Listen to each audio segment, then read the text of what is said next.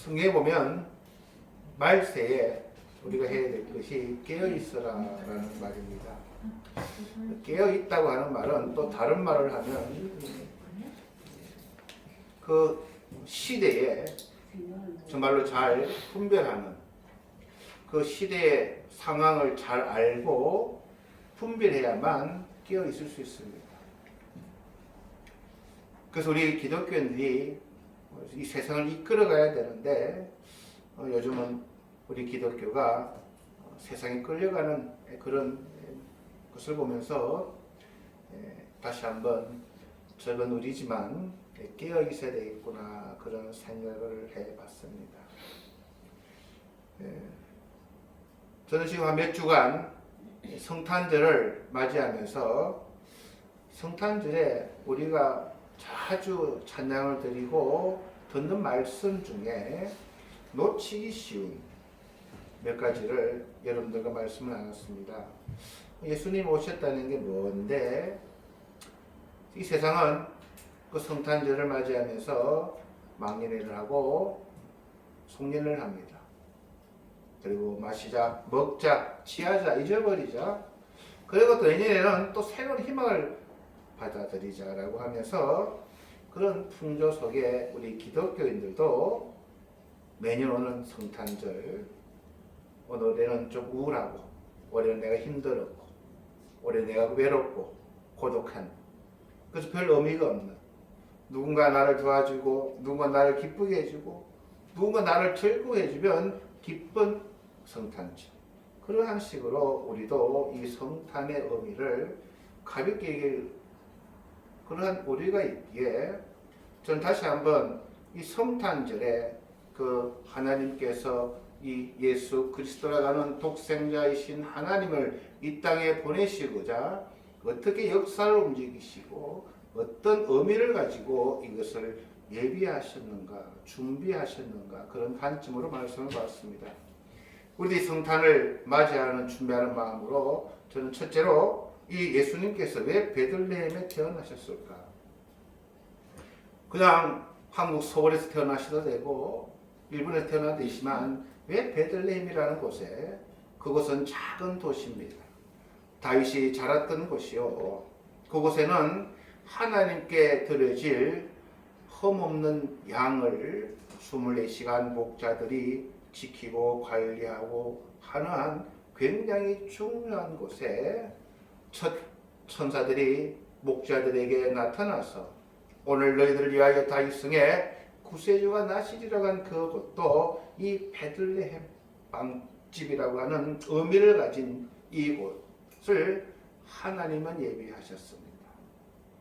그러니까 그냥 어느 날 하나님이 그래 막 베들레헴에 태어나게 해 라고 하신 것이 아니라 하나님은 계획과 하나님의 시간은 역사 가운데 계심을 우리 한 사람 한 사람도 그런 하나님의 역사와 인도하심에 내가 이 자리에서 이 땅에 태어나 하나님의 부름을 받고 하나님 위해서 살아간다고 하는 것이 좀 우리가 그런 큰 스케일로 보게 되면은 얼마나 하나님이 오묘, 신묘, 막측한 것을 알 수 있기에 이 베들레헴에 태어나셔야만 했던 그 이유를 말씀을 나눴습니다. 그리고 또 예수님은 왜 요셉의 아들로 태어나셔야만 될까? 김집사님의 아들, 전집사의 아들로 태어나야 되지만 하나님은 왜 요셉이라고 하는 인물을 들어서 무슨 말씀을 하시는 것입니까?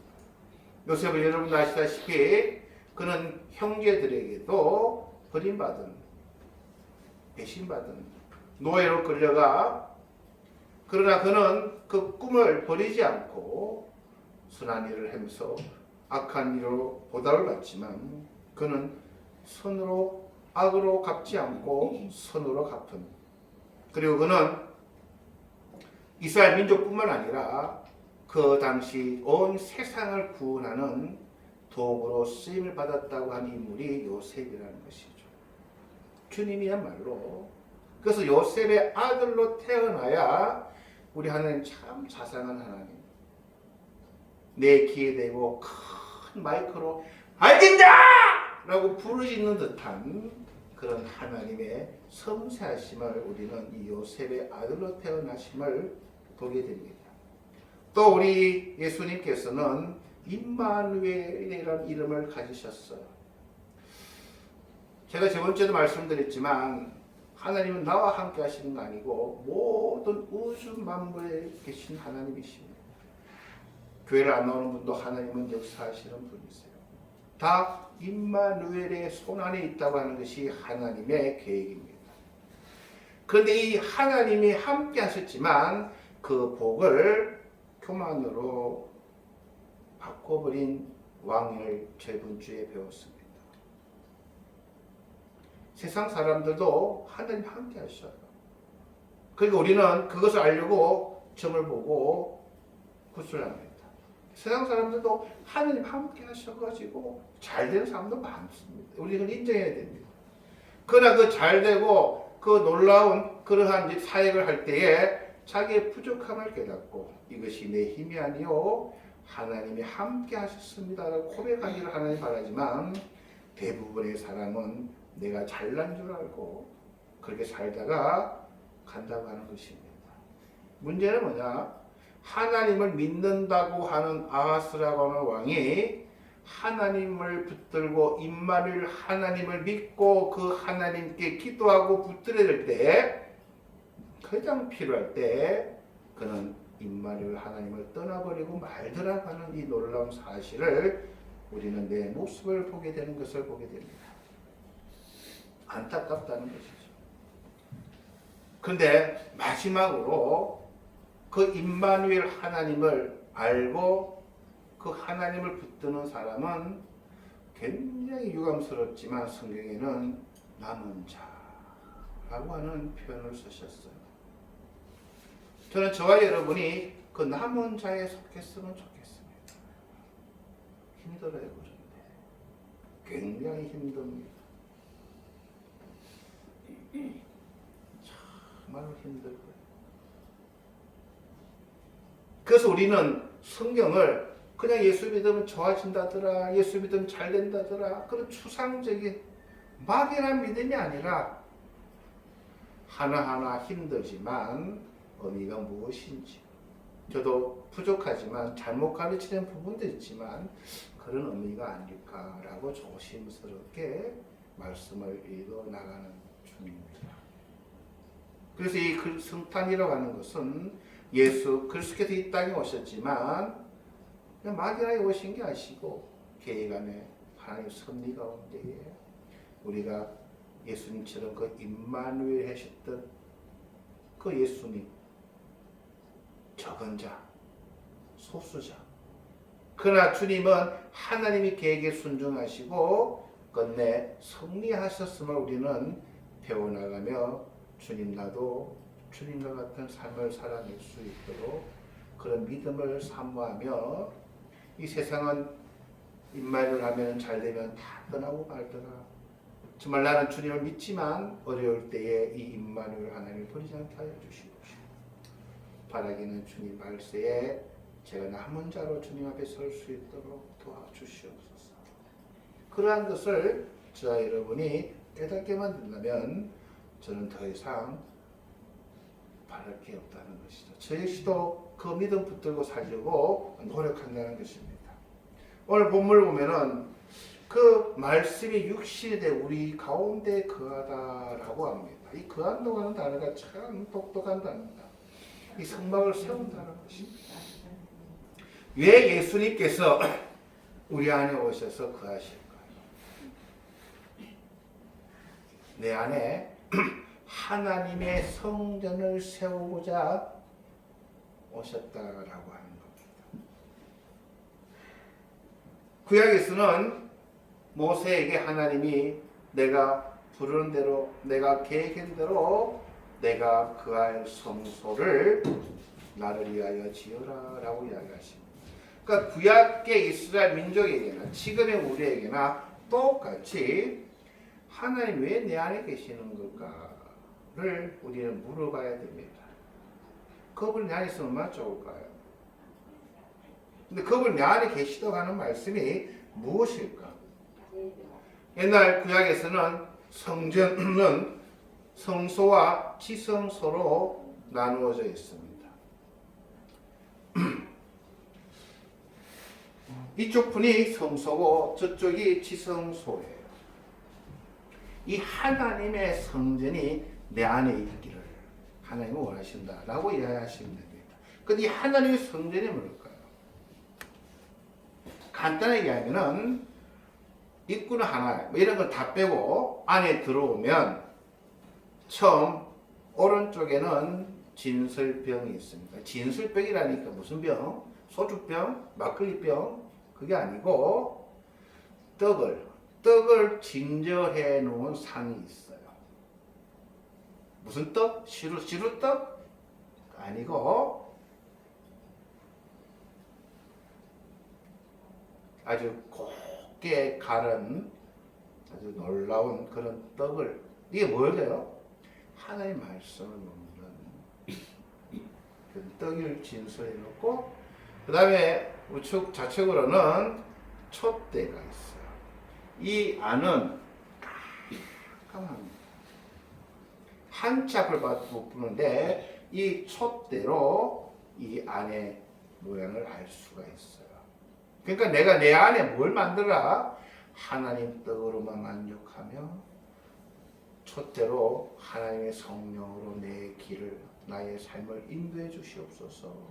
그것만 되는 것이 아니고 중간에는 이 기도하는, 하나님 앞에 기도로 이것을 하나님 우리의 마음을 두시기 원하는 거예요.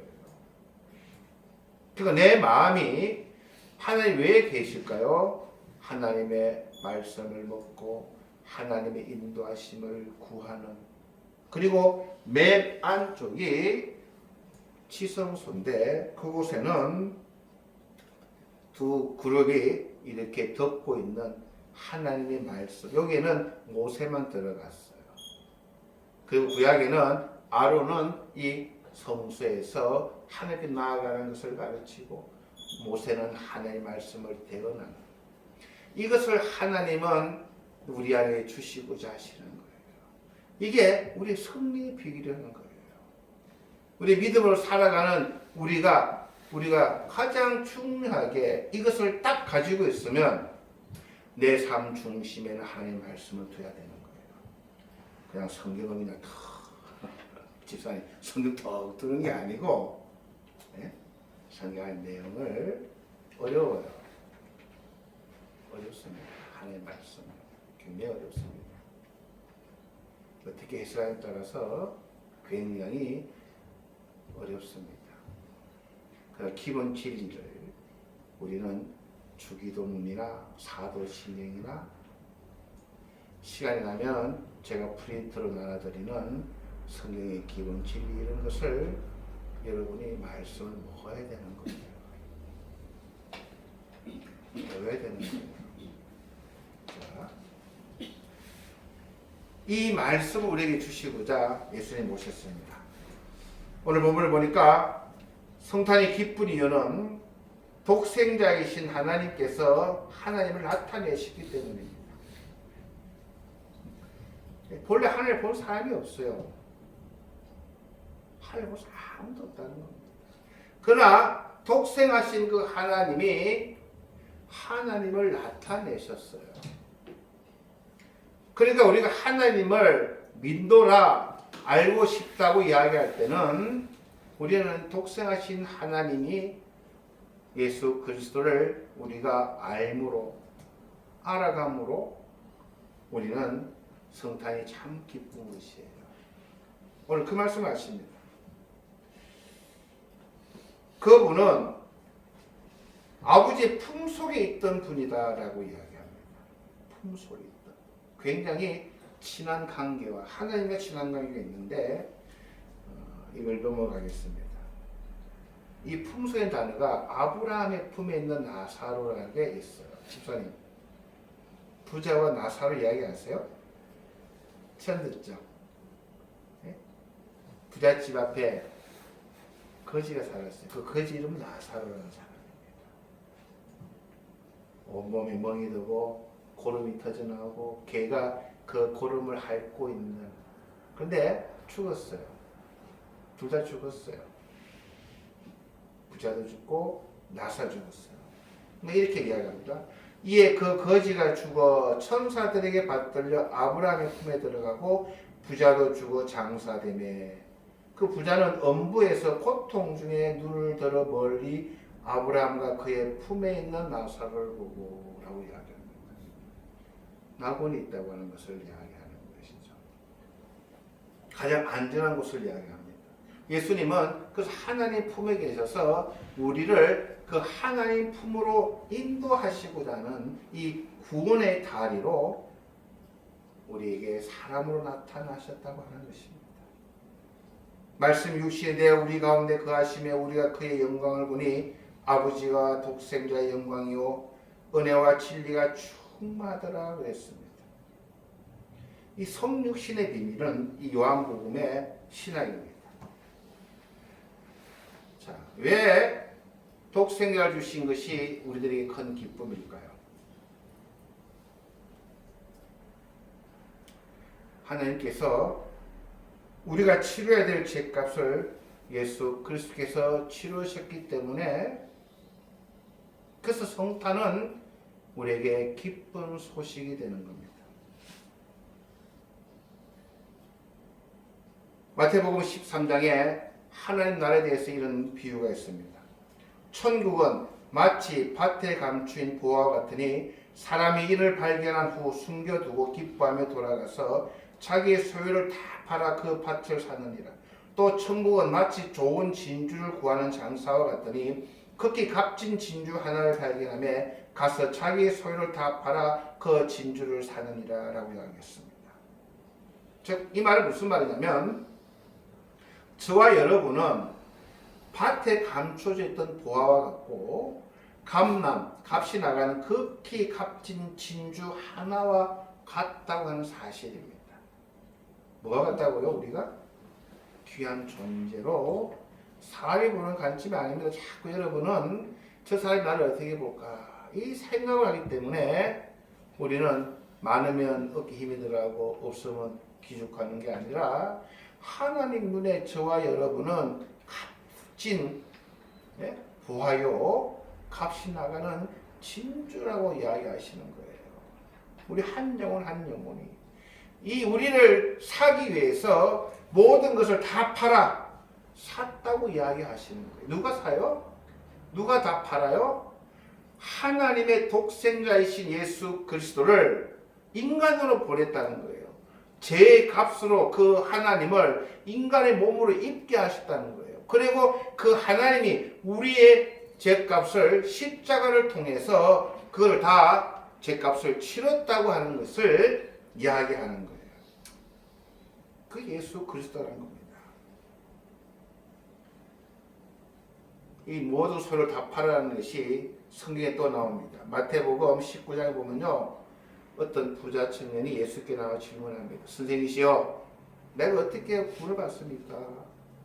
예수님께서 구약에 있는 10계명을 지키라니까 이렇게 이야기합니다. 내가 다 지켰다고 이야기합니다.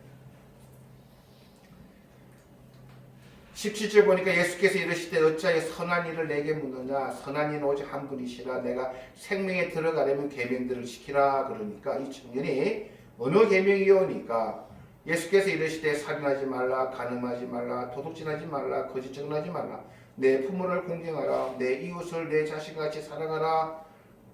저는 이거 하나도 못 지키겠는데 이 청년은 이 모든 것을 내가 지키어 싸운지 굉장한 분입니다. 저는 하나를 못 지키겠어요. 저는 사실은. 살인하지 마라. 얼마나 저는 살인을 많이 하는지 몰라. 아이고 저놈 집사님 속으려고. 도둑질하지 말라. 얼마나 도둑질 많이 하는지 몰라요. 내 것 아닌 것을. 거짓 증언하지 마라. 입만 열면 거짓말이 나오고. 그런데 이 청년은 내가 이 모든 걸 다 지켰다라고 이야기합니다. 이 청년은 뭐냐면요. 내 행위로 구원받는다는 거예요. 그랬더니 예수께서 뭐라 하십니까? 온전하고 잘친데 가서 내 소유를 팔아 가난한 자들에게 주라. 불가능하다는 거예요. 그 말을 듣고 이 청년은 가진 게 많다 보니까 근심하여 합니다. 어떠한 서인 군자라고 하도, 어떠한 자기는 정말로 양심적으로 산다고 하더라도 내 모든 소유를 팔아 남에게 주라는 아무도 못한다는데, 하나님은 더 큰 독생자까지도 주시면서 그 일을 하셨다는 거예요. 지금도 많은 분들이 구원받은 데에서 확신이 없습니다. 집사님 거짓말 많이 하시죠. 천국 못 가요. 그래요. 뭐라고 합니다. 우리 행위로는 못 간다는 거예요. 우리 죄값을 치른다고 하면 성경에 보면 이런 말씀이 있습니다. 마태복음 18장에 이 말이에요. 그러므로 천국은 그 종들과 결산을 하던 어떤 인물 같더니 결산할 때 10,000달란트 빚진 자 하나를 데려오매 갚을 것이 없는지라. 10,000달란트면요, 그 당시 돈으로, 우리 지금 돈으로 몇 억입니다. 그 빚을 진 거예요, 이 사람이. 10,000달란트. 그 왕이 그 빚 갚으라 하니까 갚을 것이 없는지라. 그럼 그 왕이 그래요. 그 몸과 아내와 자식들과 모든 손을 다 팔아 갚게 하라. 라고 했다면 저와 여러분은 아무도 구원받을 자격이 없다는 거예요. 그런데 하나님께서 그 엄청난 죄가, 엄청난 그 갚아야 될 빚을 모든 소유를 다 팔아 저와 여러분을 사셨다고 하는 것이, 여러분 이기에 저희들은 기절하지 않으면 안 되는 거예요. 눈물을 흘리지 않으면 안 되는 거예요. 우리가 무엇인데? 우리가 무엇인데? 사람들 보기에는 우리는 아무것도 아닌 존재예요. 세상 사람들의 가치를 보면은 우리는 가진 것도 없고, 우리는 어디 매감낼 그런 뻔뻔한 그런 것도 없어요. 근데 그분이, 하나님이 저와 여러분을 값진 보화로, 극히 비싼 진주로 우리를 보시고, 그런 우리들을 위해서 갚을 수 없는 그 어마어마한 그 값을 예수를 통해서 다 지불하고 우리를 사셨다는 거예요. 이게 복음이라는 거예요. 그 일을 하기 위해서 오셨고, 그것을 깨닫기 위해, 알기를 위해 하나님의 말씀으로 그 놀라운 사랑을 알고 그 하나님을 인도함을 살아가라고 우리 가운데에 성령이 거하신다는 거예요.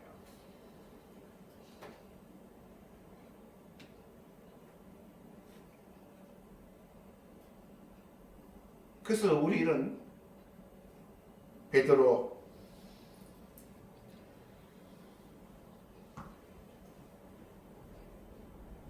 고린도전서에서도 값으로 산 것이 되었으니 그런즉 너희 몸으로 하나님께 영광을 돌리라. 고린도 7장 23절에 너희는 값으로 사신 것이니 사람들의 종이 되지 말라, 이렇게 이야기하십니다. 그 하나님 우리를 사시기 때문에 우리가 하나님 사기 전에는 우리는 누구에게 영광을 돌렸어요? 사탄에게 영광을 돌린 거예요. 그러니까 하나님께 영광을 좀 돌리고라는 거예요. 언제 가능해요?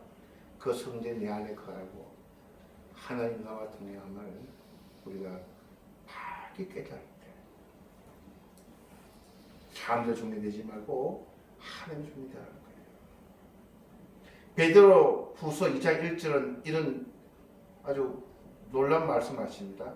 그러나 백성 가운데 또한 거짓 선지자들이 일어났었으니 이와 같이 너희 중에도 거짓 선생들이 있으리라. 그들은 멸망하게 할 이단을 가만히 끌어들여 자기들을 사실 주를 부인하고, 이단들은요 이 진리를 안 믿습니다.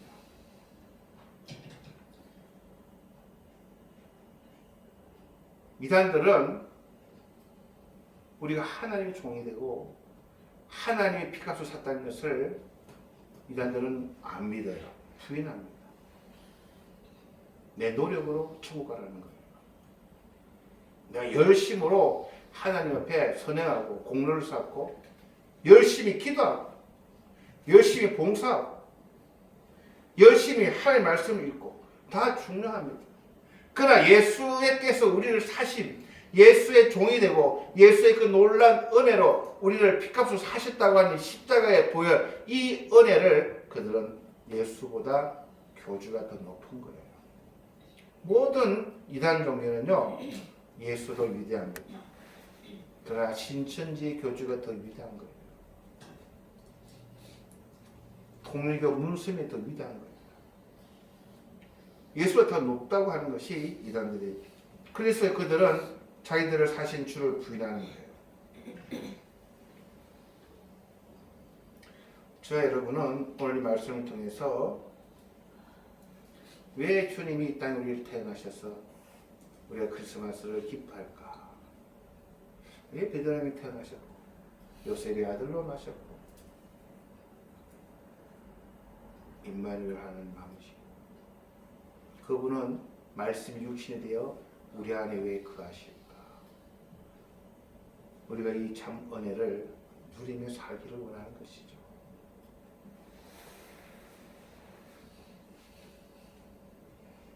그래서 우리는 예수님께서 오늘 본문을 보면요, 그의 영광을 보니 아버지의 독생자의 영광이요 은혜가 진리가 충만하더라고 그랬습니다. 예수님께서 드러낸 영광이 뭐예요? 하나님 계획 가운데 이 땅에 오셔서 낮아지셨고 그분이 피값으로 제 대가를 지불하고자 십자가에서 죽어주심으로 우리 모든 죄가 용서받고 그분의 약속대로 3일 만에 부활하시고 이제는 하나님 우편에 계시다가 이제는 그곳에서부터 정말 마지막 때에 우리를 다시 불러들이실 그 하나님의 계획이 아멘으로 깨달아지는 거예요. 그래서 우리는 그 영광을 본 자들인 거예요. 여러분, 하나님 영광 본다는 게 어려운 게 아니에요. 예수 그리스도를 통해서 예수님은 하나님께 영광을 드러냈습니다. 어떻게 해요? 하나님이신 그분이 이 땅에 보냄을 받았네 순종하신 거고 그분은 우리들을 위해서 죄값을 치르기 위해서 그 십자가의 고난을 감사함으로 인내하고 승리하셨고 하나님의 약속대로 우리를 보화와 같은 우리를 극히 값진 진주같이 우리를 사신 그 하나님의 말씀에 순종하신 그 예수 그리스도가 믿어지면 우리는 그 하나님의 영광을 본 자라는 겁니다. 저는 이번 이 시간에 이번 분단대가 되겠습니다. 우리는 영광을 본다면요, 기적을 보고서 영광을 본다고 이야기해요. 예수님이 그냥 500미에로 예수 믿었더니 그냥 대박 맞아가지고 돈벼락 맞았다. 하나님께 영광 돌립시다. 이런 말 자꾸 듣다 보니까 뭔가 잘 돼야 영광 돌리는 거다라고 오해하시는 분이 참 많아요. 그것도 영광 돌리는 게 맞습니다. 부인하지는 않습니다. 그 남은 자들은 고통을 받는 자들이었어요. 그 가운데에 임마누엘 하나님을 붙든 자들이 많지가 않았다고 성경도 이야기합니다. 저와 여러분은 영광을 본 자들입니다. 어떤 영광을요? 내 같은 죄인을 하나님은 귀한 보배와 봐주시고 난 그것을 못 깨달았지만 하나님 나를 보니 나를 보화 같은 자로 여겨주시네. 세상 사람들의 평가, 판단 별거 아니야.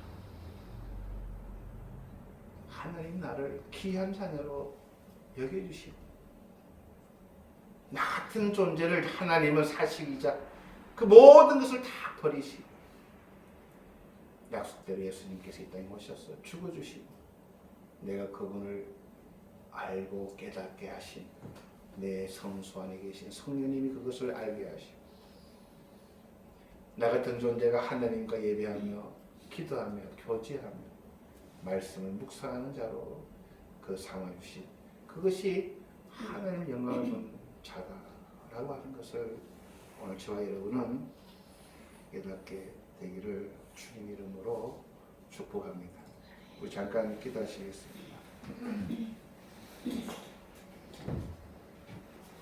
사랑의 아버지 하나님, 우리가 하나님의 귀한 영광을 본 자들로 인쳐 주시고 깨닫게 해주심을 감사드립니다. 말씀이 육신이 되어 우리 가운데 거하시는 주님, 옛날에는 이 육신이, 이 마음이, 우리의 지성소가 악한 것들로 불평과 원망과 불안과 공포와 좌절과 심려와 염려로 꽉 차 있던 이 어두운 곳을 주님은 우리의 참 모습을 회복시켜 주시고 예수 그리스도의 그 영광을 깨달은 자들로 삼아 주심을 감사드립니다. 빛으로 오신 예수 그리스도, 올 성탄은 특별한 의미를 저희들 갖게 하여 주시옵소서. 그냥 성탄절이다 라고 흘러가는 것이 아니라 오늘 말씀을 묵상하며 베들레헴에 오셨던 주님, 요셉의 자녀로 오셨던 주님, 임마누엘은 이름을 가지셨던 주님, 말씀 육신이 되어 내 안에 거하시는 주님, 비록 짧은 그런 내용이지만 이 말씀 묵상하는 가운데에 하나님 영광을 본 자들로 영광 가운데에 살아가고 주님께 영광을 올려드리며 주님 앞에 영광스러운 면류관을 다 받는 저희들 다 되게 도와주시옵소서. 감사드리며 예수님 이름으로 기도하였습니다. 아멘.